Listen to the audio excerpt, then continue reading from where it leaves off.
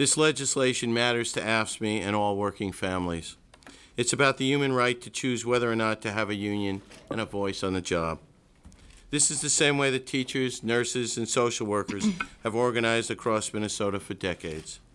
Child care providers and home care workers deserve nothing less. Home care workers are incredibly important to thousands of Minnesotans, yet their profession is often not recognized by our society, and they currently have no right to form a union.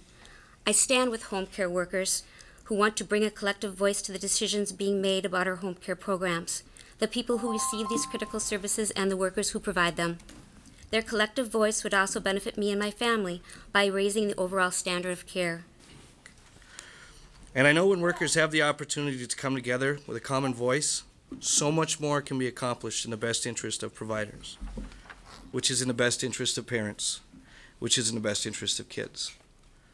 Most of us walk around with baby spit up and peanut butter handprints on our backs, and truthfully and honestly, those are the best hugs ever.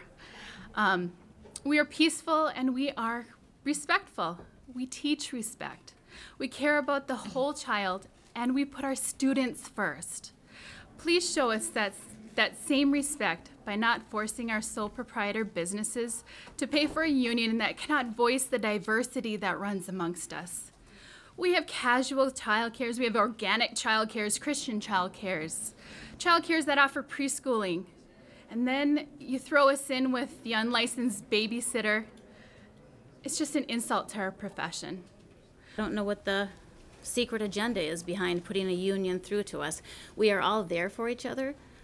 As I've gone to classes to keep my licensing up, I've heard providers saying that they're not going to get licensed anymore, that they're going to quit, that they're just not going to go through the rigmarole anymore because they just feel attacked.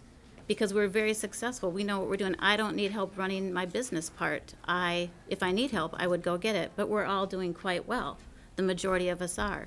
The ones that need help, the experienced providers are there to help them if they would need our help, or the licensing that's already in place. I think the notion that somebody must be forced to join an organization they don't belong to, or their choice not to do so is to give up a significant part of their livelihood, is actually almost offensive. That's amazing to me that you would make the argument that, well, it's okay, they can just give up a large part of their business. If you do not take child care subsidy, then you're not defined under this chapter. So this chapter does not relate to you at all, therefore there's no union dues or fair share. If you decide to take child care subsidy, then you have a right to vote if you want a union or not. And if the majority of those in your voting group decide to go with a union, but you still do not want to belong to the union, you don't have to. But you are expected, as in any other union situation in the state, to pay your fair share.